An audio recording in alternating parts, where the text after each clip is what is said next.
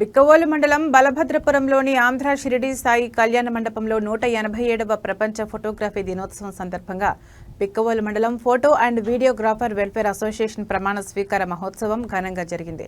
Anaparthi MLA Nallamilli Ramakrishna Reddy ఈ కార్యక్రమానికి హాజరై అసోసియేషన్ అధ్యక్షుడు అశోక్ మరియు ఇతర సభ్యులతో ప్రమాణ స్వీకారం చేయించారు.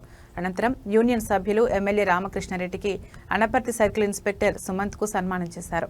గత 200 సంవత్సరాలుగా ఫోటోగ్రఫీలో అనేక మార్పులు వచ్చాయని, గతంలో ఒక ఫోటో చూడటానికి ఎక్కువ సమయం పట్టేదని, కానీ ఇప్పుడు సెకండ్లో చూడవచ్చని పేర్కొన్నారు.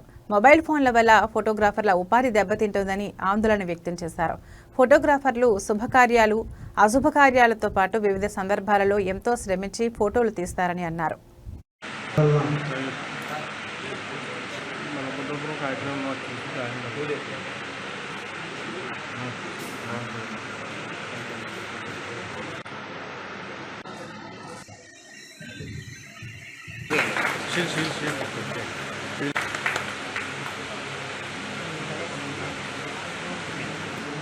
ఒక ఫోటో కూర్చున్నాం.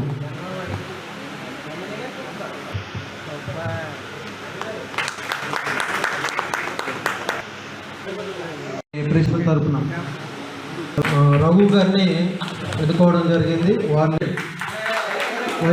వారిని సత్కరిస్తారండి. సతీష్ గారిని బిక్కవోలు చెప్పండి.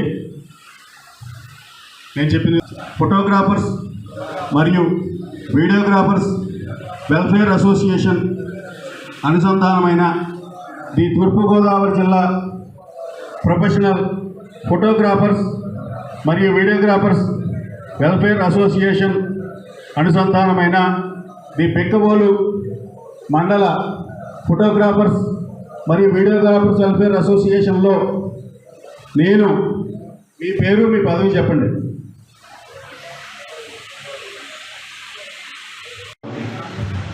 ఈరోజు 187వ ప్రపంచ ఫోటోగ్రఫీ దినోత్సవం సందర్భంగా ఇక్కడ బలభద్రపురంలో ఏదైతే బిక్కవోలు మండలానికి సంబంధించిన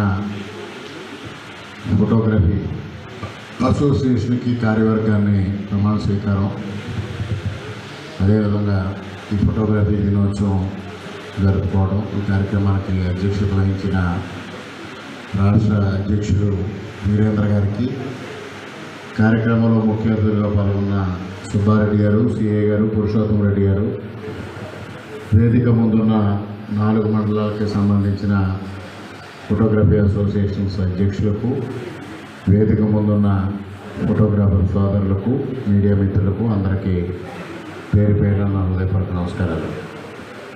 ఈ ఫోటోగ్రఫీ దినోత్సవం ఏ విధంగా ఏర్పడింది అనేది వీరేంద్ర గారు చెప్పడం జరిగింది. ముఖ్యంగా ఈ ఫోటోగ్రఫీలో ఆనాటి నుంచి 187 సంవత్సరాల నుంచి 200 సంవత్సరాల నుంచి అనేక పెనుమార్పులు సంభవించాయి. గతంలో ఒక ఫోటోగ్రాఫు తీసిన తర్వాత ఆ ఛాయాచిత్రాన్ని చూడాలంటే చాలా సమయం తీసుకునే పరిస్థితి ఉండేది. ఈనాడు ఆ విధంగా కాదు, ఒక క్షణంలోనే మనం ఆ ఛాయాచిత్రం ఏ విధంగా వచ్చిందనేది చూసుకునే వెసులుబాటు రావడం కూడా జరిగింది. అనేక మార్పులు రావడం జరిగింది.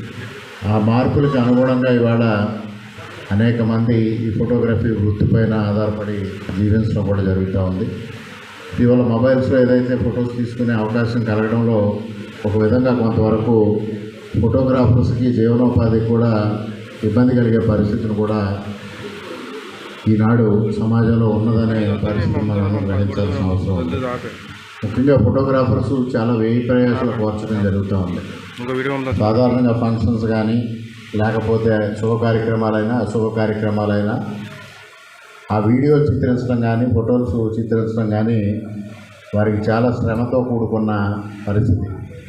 ఈ శుభ కార్యక్రమాల్లో ముహూర్తాలు అర్ధరాత్రి పూట తెల్లవారుజాముని రావడంలో అక్కడ వారంతా చాలా శ్రమ కోర్చి కార్యక్రమాలని చేయాల్సిన పరిస్థితి ఉంది.